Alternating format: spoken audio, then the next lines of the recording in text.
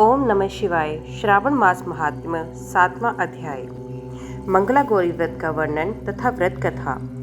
ईश्वर बोले, हे स्नंद कुमार, अब मैं अति उत्तम भौम व्रत का वर्णन करूंगा, जिसके अनुष्ठान करने मात्र से वैधव्य नहीं होता।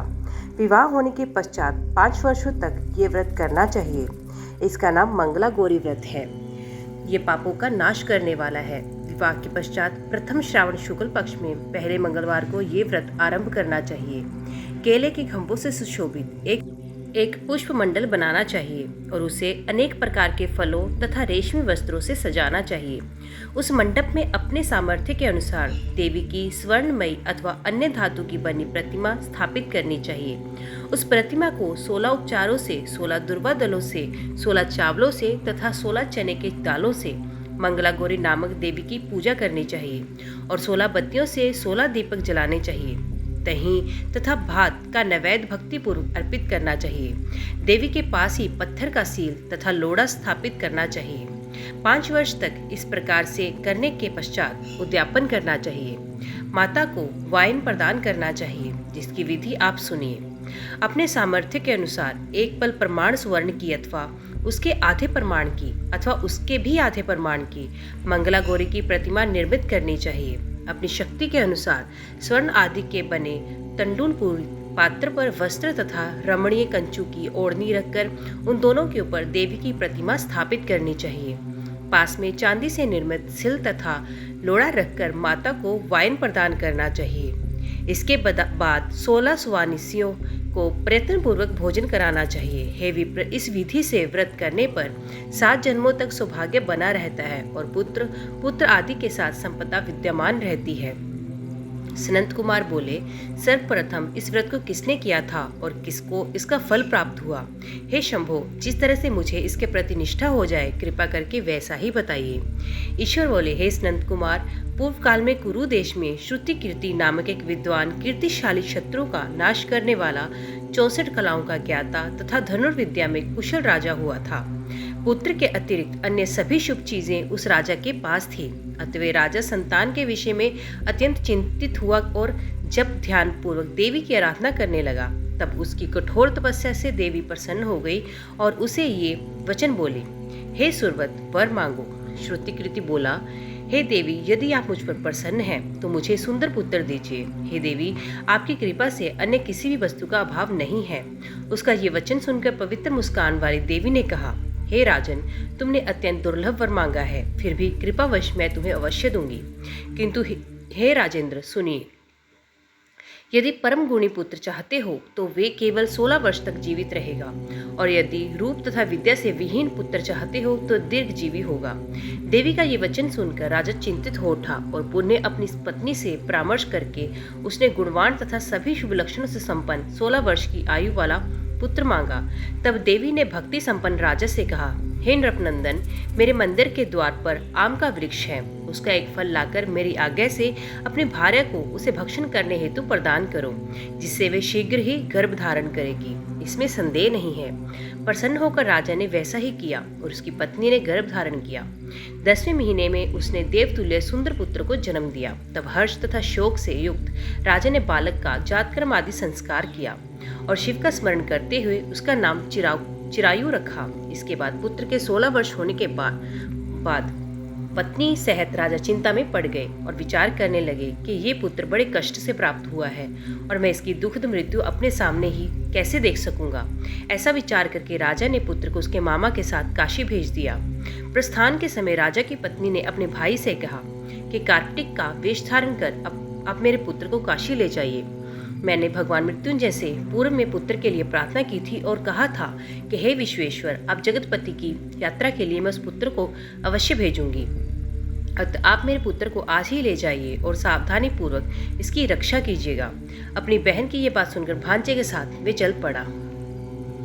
कई दिनों तक चलते चलते वे आनंद नामक नगर में पहुंचा। वहां सभी प्रकार की समृद्धियों से संपन्न वीरसेन नामक वाला राजा रहता था। उस राजा की एक सर्व लक्षण संपन्न युवा अवस्था प्राप्त मनोहर तथा रूपवती मंगला गौरी नामक एक कन्या थी। सभी उपमानों को तुच्छ करके सौंदर्य अभिवृद्धि को प्राप्त वे कन्या किसी समय सखियों के साथ नगर के उपवन में क्रीड़ा करने के लिए गई हुई थी। उसी समय वे चिरायु तथा उसका मामा वे दोनों ही वहां पहुंच गए और उन कन्याओं को देखने की लालसा से वहीं विश्राम करने लगे। इसी बीच विनोद पूर्वक क्रीड़ा करती हुई उन कन्याओं में से किसी एक ने कुपित होकर राजकुमारी को डांटा। ये एक वचन कह दिया कि तब उस अशुभ वचन को सुनकर राजकुमारी ने कहा, तुम अनुचित बात क्यों बोल रही हो? मेरे कुल में तो इस प्रकार के कोई नहीं है। मंगला गौरी की कृपा से तथा उनके व्रत के प्रभाव से विवाह के समय जिसके सर पर मेरे हाथ से अक्षत पड़ेंगे, हे सखी, वे यदि अल्पायु वाला भी होगा तो भी वे चिरंजीवी हो जाएगा। इसके बाद वे सभी कन्याएं अपने अपने घर चलेगी। उसी दिन राजकुमारी का विवाह था। भ्रालिक देश के द्रुतधर्मा नामक राजा के सुकेतु नाम वाले पुत्र के साथ उसका विवाह निश्चित किया गया था। ये सुकेतु विद्याहीन, कुरूप तथा बहरा था। तब सुकेतु के साथ आए हुए उन लोगों ने विचार किया कि इस समय कोई दूसरा श्रेष्ठ वर ले जाना चाहिए और विवाह संपन्न हो जाने के बाद वहां सुकेतु पहुंच जाए। उन लोगों को चिरायु के मामा के पास जाकर याचना की कि आप इस बालक को हमें दे दीजिए जिससे हमारा कार्य सिद्ध हो जाए। इस पृथ्वी पर परोपकार के समान दूसरा कोई धर्म नहीं। उनकी बात सुनकर चिरायु का मामा मन ही मन बहुत प्रसन्न हुआ, क्योंकि इसने उपवन में पहले ही कन्या मंगला गौरी की बात सुन ली थी। फिर भी उसने एक बार कहा कि आप लोग इसे किस लिए मांग रहे हैं? कार्य की सिद्धि हेतु वस्त्र, अलंकार आदि मांगे जाते हैं, वर तो कहीं भी नहीं मांगा जाता। तथापि आप लोगों का सम्मान रखने के लिए मैं इसे दे रहा हूँ। किंतु इसके बाद चिरायु को वहां ले जाकर इन लोगों ने विवाह संपन्न कराया। सप्तपति आदि के हो जाने पर रात्रि में शिव पार्वती की प्रतिमा के समक्ष उस चिरायु ने हर्षयुक्त होकर मंगला गौरी के साथ शयन किया। उसी दिन चिरायु के 16 वर्ष पूर्ण हो चुके थे और अर्धरात्रि में साक्षात काल स्वरूप सर्प रूप में आकर वहां आ गए। इसी बीच संयोगवश राजकुमारी जाग गई। उसने इस महासर्प को वहां देखा और वे भय से व्याकुल होकर कांपने लगी। तभी उस कन्या ने धैर्य धारण 16 उपचारों से सर्प की पूजा की और पीने के लिए उसे दूध दिया। उसने दीनता भरी वाणी में उस सर्प की प्रार्थना तथा स्तुति की। मंगला गौरी प्रार्थना करने लगी कि मैं उत्तम व्रत को करूंगी जिससे मेरे पति जीवित रहें। ये जिस तरह से चिरकाल तक जीवित रहें, आप वैसा कीजिए। इतने में सर्प वहां स्थित एक कमंडलों में प्रवेश कर गया और उस मंगला गौरी ने अपनी कंचुकी से उस कमंडलों का मुंह बंद कर दिया। इसी बीच उसका पति अंगड़ाई लेकर जाग गया और अपनी पत्नी से बोला, हे प्रिय, मुझे भूख लगी है। तब वे अपनी माता के पास जाकर खीर, लड्डू आदि ले आई। उसके द्वारा दिए भोज्य पदार्थ को उसने प्रसन्न होकर खाया। भोजन के पश्चात हाथ धोते समय उसके हाथ से अंगूठी गिर गई। तांबूल खाकर वे पुनः सो गया। इसके बाद मंगला गौरी कमंडलों को फेंकने के लिए जाने लगी। विधि की कैसी गति है कि उस कमंडलों में से बाहर की ओर जगमग करती हुई हर कांति को देखकर वे आश्चर्यचकित हो गई। घट में स्थित उस हार को उसने अपने कंठ में धारण कर लिया। इसके बाद कुछ रात शेष रहते ही चिरायु का मामा आकर उसे ले गया। इसके बाद वर पक्ष के लोग सुकेतु को वहां ले आए। उसे देख मंगला गौरी ने कहा, ये मेरा पति नहीं है। तब उन सभी ने उससे कहा, हे शुभे, तुम ये क्या बोल रही हो? यहाँ तुम्हारा कोई परिचायक हो तो उसे हम लोगों को बताओ। मंगला गौरी बोली, जिसने रात्रि में 9 रत्नों से बनी अंगूठी दी है उसकी अंगुली में से डालकर परिचायक निशानी देख ले। मेरी पत्नी ने रात्रि में मुझे जो हार दिया था उसके रत्नों का समुदाय कैसा है, इस बात को ये बताए।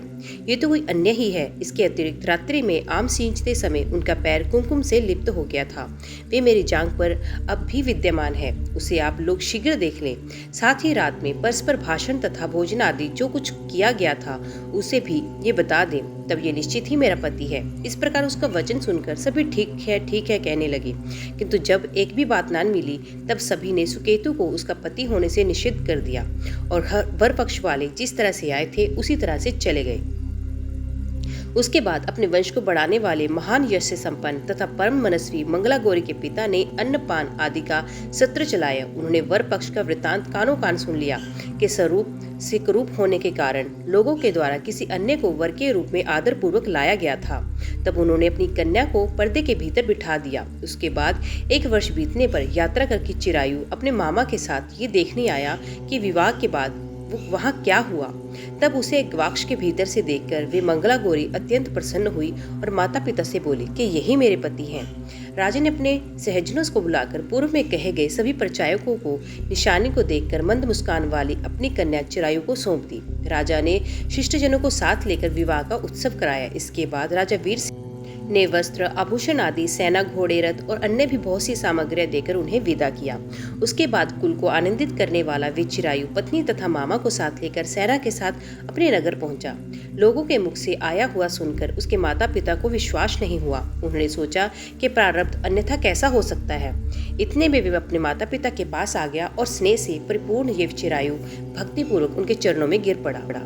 तब अपने पुत्र का मस्तक सूंघकर उन दोनों ने परम आनंद प्राप्त किया। पुत्र वधू मंगला गौरी ने भी सास ससुर को प्रणाम किया। तब सास उसे अपनी गोद में बिठाकर सारा वृत्तांत शीघ्रतापूर्वक पूछने लगी। हे महामुने, तब पुत्र वधू ने भी मंगला गौरी के उत्तम व्रत महात्म्य तथा जो कुछ घटित हुआ था वे सब वृत्तांत बताया। हे सनत कुमार, मैंने आपसे इस मंगला गौरी का वर्णन कर दिया। जो कोई भी इसका श्रवण करता है अथवा जो इसे कहता है उसके सभी मनोरथ पूर्ण हो जाते हैं, इसमें संदेह नहीं। सूत जी बोले, हे ऋषियों, इस प्रकार शिवजी ने सनत कुमार को ये मंगला गौरी व्रत बताया और उन्होंने सभी कार्यों को पूर्ण करने वाले इस व्रत को सुनकर महान आनंद प्राप्त किया। इस प्रकार श्री स्कंद पुराण के अंतर्गत ईश्वर सनत कुमार संवाद में श्रावण मास महात्म्य में मंगला गौरी व्रत कथन नामक 7वां अध्याय पूर्ण हुआ। ओम नमः शिवाय। तो दोस्तों, आज की वीडियो में बस इतना ही। उम्मीद करती हूँ वीडियो आपको पसंद आई होगी। वीडियो पसंद आई हो तो वीडियो को लाइक और चैनल को सब्सक्राइब जरूर कीजिएगा। तो मिलते हैं अगले अध्याय के साथ। तब तक के लिए देखते व सुनते रहिए। जय मां कंजक, जय माता दी।